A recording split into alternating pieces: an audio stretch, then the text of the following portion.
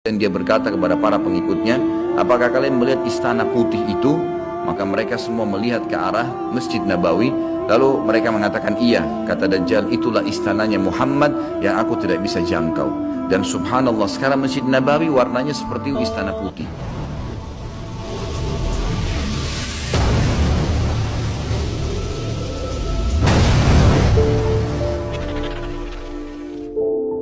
Ini disebutkan dalam banyak hadis, banyak sekali, dan ini yang paling banyak diingatkan. Di antaranya hadis Bukhari yang berbunyi, kata Nabi SAW, tidak ada seorang nabi pun kecuali sudah mengingatkan kaumnya tentang si buta sebelah kanan.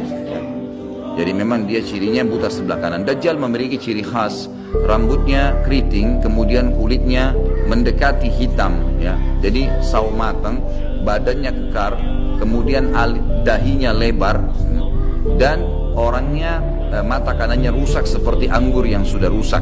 Dan kata Nabi SAW, ingatlah dia akan mengaku sebagai Tuhan, dan ketahuilah Tuhan kalian Allah tidak buta sementara dia buta. Kemudian orang-orang pada bertanya, ya Rasulullah, bagaimana bisa orang mengikutinya? Kata Nabi SAW, pada saat itu dunia akan ditimpa kelaparan dan Dajjal memiliki bergunung-gunung makanan. Ini bahasa wahyunya begitu. Allahu alam seperti apa, yang jelas dia bergunung-gunung memiliki makanan, dan dia akan melewati seluruh muka bumi ini. Tidak ada satu tempat pun kecuali dia akan lewati, melainkan akan dilewati kecuali Madinah dan Mekah. Itu yang dia tidak bisa masukin. Dajjal akan membuat kerusakan di muka bumi 40 hari. Satu hari pertama seperti setahun, satu hari kedua seperti sebulan, satu hari ketiganya seperti sepekan, dan sisa harinya seperti hari-hari kalian. Berarti setahun, 2 bulan, 2 pekan. Dan ini kemungkinan kata sebagian ulama, dia akan menggunakan teknologi yang ada sekarang. Karena Nabi SAW mengatakan akan keluar Dajjal dari wilayah Yahudiyah di Khurasan. Wilayah Yahudiyah ini subhanallah, sekarang di Iran ada satu perkampungan namanya Yahudiyah, diberikan nama itu, dan mayoritas penduduknya orang Yahudi. Kata Nabi SAW, Dajjal akan keluar dari wilayah Yahudiyah di Khurasan. Khurasan itu Iran, ya kan? Dan sekarang ini sudah ada, semua ini ada. Tidak mungkin salah sabda Nabi SAW. Dikatakan akan keluar dan diikuti dengan 70.000 orang Yahudi. Dan sebagian ulama hadis mengatakan pada saat itu teknologi sangat canggih, seperti sekarang, lebih canggih lagi, gitu kan? Sehingga Dajjal mengelilingi muka bumi dengan 1 tahun, 2 bulan, 2 pekan itu sudah kelilingi seluruh dunia. Dan setiap kali kata Nabi SAW dia memasuki sebuah wilayah dan orang-orang beriman padanya, maka wilayah itu akan subur, turun hujan dari langit, perekonomian mereka, ya, perkebunan, peternakan, semua akan subur. Dan setiap wilayah yang ditinggalkan oleh Dajjal tidak mau beriman, maka akan susah, hujan tidak turun dari langit, hasil mereka mengurang dan seterusnya. Jadi memang ini sabda Nabi SAW, disuruh kita menghindar, bukan melawannya. Dajjal akan terus membuat kerusakan di muka bumi dan banyak sekali pengikut-pengikutnya. Kata sebagian ulama hadis, beritanya akan merambat sangat cepat dan banyak pengikutnya karena menggunakan media.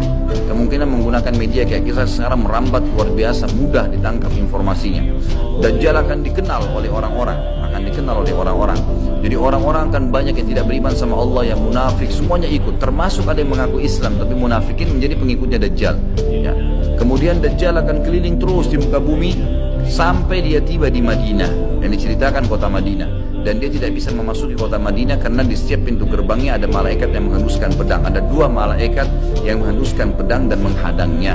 Maka Dajjal pun tidak bisa masuk. Allahu alam bagaimana ini terjadi, tapi ini sabda Nabi SAW. Lalu Dajjal pun mencari gunung tertinggi yang ada di sekitar perbatasan Madinah. Sebagian ulama yang pernah saya tangkap bahasa mereka mengatakan batas Madinah yang paling mudah dijangkau dan masuk adalah Wadi Aqiq.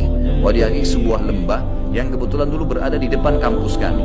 Jadi di situ dianggap kalau sudah keluar dari situ berarti sudah keluar dari wilayah haram itu sendiri. Allahu alam, ini ijtihad tentunya. Tapi yang jelas Dajjal akan naik ke atas sebuah gunung, kemudian dia berkata kepada para pengikutnya, apakah kalian melihat istana putih itu? Maka mereka semua melihat ke arah Masjid Nabawi. Lalu mereka mengatakan iya. Kata Dajjal, itulah istananya Muhammad yang aku tidak bisa jangkau. Dan subhanallah, sekarang Masjid Nabawi warnanya seperti istana putih, gitu kan? Tanpa disadari dengan menggunakan marmer putih besar. Begitu juga dengan perluasannya nanti. Memang kalau dari kejauhan seperti istana yang sangat mewah, gitu kan? Ringkas cerita, Dajjal pun akhirnya sebelum pergi, dia sempat menyentakkan kakinya, kata Nabi SAW, sehingga membuat terjadilah gempa di Madinah dan membuat seluruh orang munafik di Madinah keluar jadi pengikutnya. Jadi gempa dan hanya tinggal di sana orang-orang beriman. Hanya tertinggal di sana orang-orang beriman. Lalu keluarlah sebelum Dajjal pergi, keluarlah satu anak muda yang kata Nabi SAW orang terbaik pada saat itu. Orang terbaik pada saat, orang yang paling luar biasa imannya. Masih muda di sini ulama mengatakan istilah syab dalam bahasa Arab bisa dari mulai balik 12 tahun sampai 40 tahun. Nanti harus keluar seorang anak muda yang disilakan syab antara umur ini, kemudian keluar dan sempat melihat Dajjal. Maka Dajjal pun mengatakan menangkapnya segera dan mengatakan saya Tuhanmu. Maka orang tersebut mengatakan kau adalah Dajjal yang telah diceritakan oleh Nabi SAW. Karena dalam hadis yang lain dikatakan setiap orang mukmin bisa melihat di dahinya tulisan kafara yang berarti kufur. Dia bisa membaca bahasa Arab atau tidak, tapi dia akan bisa membaca dengan hikmah Allah. Matanya orang mukmin bisa melihat itu sehingga dia tahu ini adalah Dajjal. Kemudian Dajjal pun mengambil gergaji dan membelah dua dari kepala sampai kemaluannya, sehingga anak muda itu terbelah dua dan Dajjal melewati tengah-tengahnya dan seluruh pengikutnya bersorak-sorak. Lalu Dajjal berkata, bangkitlah, bangkit kembali bersatu. Lalu kata Dajjal, apa kau sudah yakin saya Tuhanmu? Maka Dajjal mengatakan, maka anak muda itu mengatakan, justru saya tambah yakin kau adalah Dajjal. Setelah itu dia berusaha membunuhnya tapi dia tidak mampu lagi. Allah sudah selamatkan. Maka Dajjal pun meninggalkan lokasi tersebut. Lalu puncaknya Dajjal menuju ke Palestina. Dan dia akan bermarkas di sebuah tempat namanya Babulut. Babulut dalam hadis. Subhanallah, sekarang ini sudah ada kota di Israel yang mereka rebut wilayah Palestina, sebuah seperti kecamatan ya. Kalau yang saya tangkap, saya pernah ada cuplikannya, itu ternyata diberikan nama Babulut oleh orang Yahudi. Dan ini disebutkan dalam hadis dengan lafaz itu Babulut ya. Bablut gitu kan. Ini subhanallah saya lihat cuplikannya Babulut gitu. Ini luar biasa ini, seperti sabda Nabi SAW. Dan sekarang mereka lagi fokus membangun, menjadikan wilayah itu wilayah yang paling mewah di Israel. Subhanallah, gitu kan. Dajjal akan menuju ke sana, dan sementara dia menuju ke sana, setiap wilayah yang dia lewatin, salah satunya disebutkan dalam hadis Bukhari adalah dia akan melewatin satu wilayah yang sangat banyak masyarakatnya. Ya Allahu a'lam ini di mana?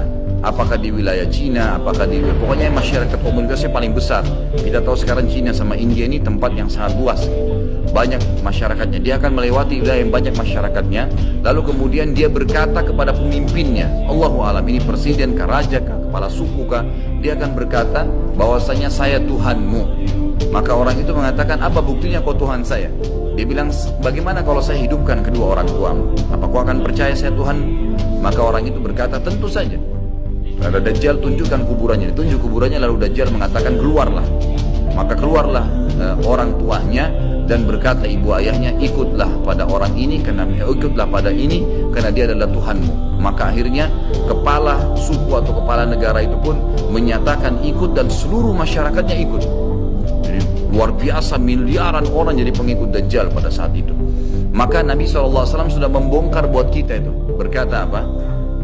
Itulah dua syaitan yang menjelma untuk menipu manusia, untuk menipu manusia. Dan itu puncak terakhir sekali sebelum Dajjal menuju ke Israel. Lalu kemudian dia menuju ke Palestina, tapi disebutkan Israel, dikatakan Palestina dalam hadis. Lalu menuju ke sebuah wilayah yang namanya Babulut tadi.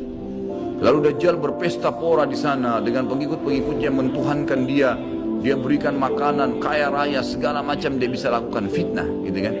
Akhirnya keluarlah. Pada saat sementara dia berjalan ke Babulut dan tiba di Babulut, keluarlah di Madinah Mahdi. Dan Mahdi ini adalah keturunan Nabi SAW tadi saya bilang, keluar dari Madinah. Kemudian Allah memperbaiki dia dalam sehari semalam. Kata sebagian ulama hadis, Allah berikan petunjuk sehingga dia menjadi baik langsung, gitu kan. Tadinya dia faham agama tapi belum diaplikasikan, sekarang dia langsung Allah SWT ubah menjadi orang yang saleh dalam sehari semalam. Lalu kemudian dia jalan. Ada banyak riwayat yang menyebutkan ciri-cirinya. Di telapak tangannya ada seperti bekas ya, tanda lahir. Tapi yang jelas yang paling mendasar mirip dengan Nabi SAW. Alisnya seperti busur panah, kulitnya putih, orangnya tinggi besar kekar, gitu kan. Dan dari turunan Nabi SAW namanya Muhammad bin Abdullah. Maka dia pun akhirnya didatangi oleh orang-orang yang pada saat itu sudah tahu tentang keluarnya Dajjal, sudah informasi menyebar. Maka mereka juga sudah tahu ada orang yang akan membentuk pasukan dari Madinah namanya Muhammad bin Abdullah. Lalu mereka carilah keturunan Nabi SAW itu, lalu ditemukan. Lalu mereka mengatakan, engkau lah yang telah ditunjuk oleh Nabi SAW. Maka keluarlah memimpin kami untuk memerangi Dajjal. Dia pun awalnya menolak sampai dia pergi ke Mekah, kata Nabi SAW. Lalu diikuti oleh 300 orang masyarakat membaiatnya. Lalu terbentuklah pasukan muslimin yang tidak tahu Allahu alam berapa jumlahnya pada saat itu. Lalu mereka menuju ke Palestina, melewati negeri Palestina, melewati negeri Syria, dan akhirnya mampir di Masjid Darul Baydha tadi, menara putih yang tujuannya untuk mengerjakan sholat asar. Dan pada saat itu terjadilah tanda-tanda kiamat besar ketiga. Isa alaihissalam akan turun. Kata Nabi SAW, Isa alaihissalam akan turun, rambutnya basah, meneteskan air, dan memegang dua sayapnya malaikat. Sebagian ulama hadis mengatakan pada saat itu kaum mukminin akan melihat malaikat yang membawa Isa alaihissalam. Kemudian dia turun dan dia masuk. Kemudian kata Nabi SAW, Mahdi adalah satu-satunya orang, ya, salah satu orang yang Nabi sholat jadi makmum di belakangnya. Karena waktu turun Nabi Isa, orang sudah tahu semua ini akan turun, lagi berkumpul gini mau sholat, pas mau iqamah sholat Isa alaihissalam turun. Dan orang-orang sudah mengatakan Isa sudah datang. Jadi informasi pasti, bukan lagi yang diragukan, bukan masih nebak ini Isa atau bukan, mereka sudah tahu. Turunnya kelihatan dan mereka masuklah. Lalu kemudian Mahdi mengatakan, silakan memimpin hai Nabiullah. Kata Nabi Allah, imam dari diri kalian, dari kalian sendiri, dari kaum muslimin. Maka akhirnya dia pun menjadi imam. Kemudian terbentuklah pasukan tersebut lalu menuju ke sebuah wilayah yang namanya Babulut tadi.